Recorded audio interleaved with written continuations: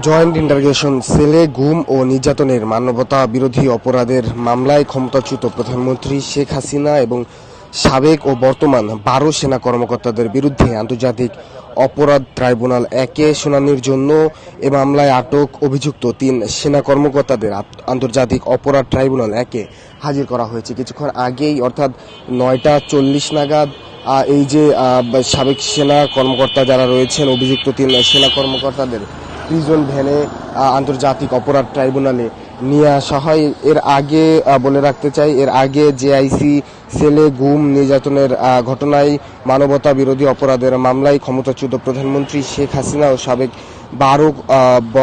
সাবেক বর্তমান ১২ সেনা কর্মকর্তাদের বিরুদ্ধে সাক্ষ্য গ্রহণ হয়েছে। সাক্ষ্য দিয়েছেন হাম্মাম কাদের চৌধুরী। অর্থাৎ ১৯ জানুয়ারি সোমবার আন্তর্জাতিক অপরাধ ট্রাইব্যুনাল ১-এর চেয়ারম্যান বিচারপতি মোহাম্মদ গোলাম মর্তুজা মজুমদারের নেতৃত্বাধীন ৩ সদস্যের বিচারিক প্যানেলে সাক্ষ্য গ্রহণ চলেছে। একটু দেখাতে চাই আপনাদেরকে এই সাবেক এবং বর্তমান এই সেনা কর্মকর্তাদের নিয়ে কিছুদিন আগেই, অর্থাৎ যেদিন তাদেরকে প্রথম অপরাধ ট্রাইব্যুনালে হাজির করে সেদিন যেই প্রিজন ভ্যানটিতে করে তাদেরকে নিয়ে আসা হয়েছিল, আজকেও কিন্তু সেই প্রিজন ভ্যানেই তাদেরকে নিয়ে আসা হয়েছে। দেখানোর চেষ্টা করছি, ঠিক অপরাধ ট্রাইব্যুনালের সামনেই সেই প্রিজন ভ্যান উপস্থিত রয়েছে। বলে রাখতে চাই, এই প্রিজন ভ্যান নিয়ে কিন্তু নানা সমালোচনার মুখে পড়তে হয়েছিল এই অপরাধ ট্রাইব্যুনালের এই যে সেনা সদস্যদের আনা হয়েছে সেই বিষয়টিকে ঘিরে। এবং দেখানোর চেষ্টা করছি, border guard Bangladesh army RAB কর্মকর্তা সহ নিরাপত্তা কিন্তু বেশ জোরদার করা হয়েছে এই আন্তর্জাতিক অপরাধ ট্রাইব্যুনালের সামনে। বলে রাখতে চাই, গত ১৯ জানুয়ারি প্যানেলের যে সাক্ষ্য গ্রহণ চলছিল, সেই সাক্ষ্য গ্রহণের প্যানেলের অন্যান্য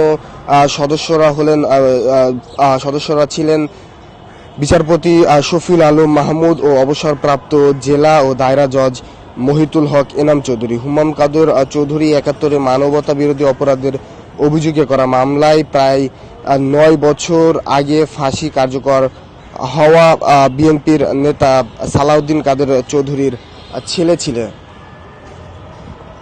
জেআইসি সেলে গুম ও নির্যাতনের অভিযোগে মানবতা বিরোধী অপরাধের মামলায় আনুষ্ঠানিক বিচার প্রক্রিয়া শুরু হয়েছে।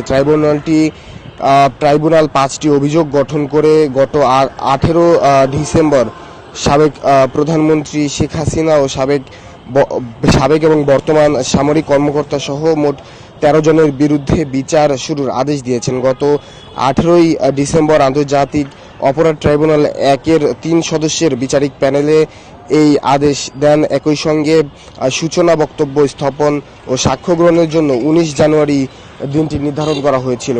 ওই মামলায় গুমের শিকার সালাউদ্দিন কাদের চৌধুরীর ছেলে হুম্মাম কাদের চৌধুরী তার জবানবন্দি পেশ করেছেন। তাকে ২০১৬ সালে তুলে নিয়ে যাওয়া হয়েছিল। হুম্মাম নিখোঁজ হওয়ার ৭ মাস পর ১৭ সালের মার্চে বাড়ি ফেরেন। তাকে আইনশৃঙ্খলা বাহিনীর পরিচয়ে তুলে নিয়ে যাওয়া হয়েছিল বলে পরিবারের অভিযোগ। মামলায় ১৩ আসামির মধ্যে গ্রেফতার হয়ে কারাগারে থাকা ৩ আসামি হলেন ডিজিএফআইয়ের সাবেক ২ পরিচালক ও একজন ব্রিগেডিয়ার জেনারেল। অন্য ১০ জন পলাতক। তাদের মধ্যে ডিজিএফআইয়ের একাধিক সাবেক মহাপরিচালক এবং সামরিক ও বেসামরিক উচ্চপদস্থ কর্মকর্তারা রয়েছেন। প্রসিকিউশনের অভিযোগ অনুযায়ী ২০১৫ সালের অক্টোবর থেকে ২৪ সালের আগস্ট পর্যন্ত সময়ে সরকার বিরোধী মতাদর্শের বহু ব্যক্তিকে জেআইসি সেলে গোপনে আটক রেখে নির্যাতন করা হয়। এ সময় অন্তত ২৬ জন গুমের শিকার হন বলে অভিযোগে উল্লেখ করা হয়েছে।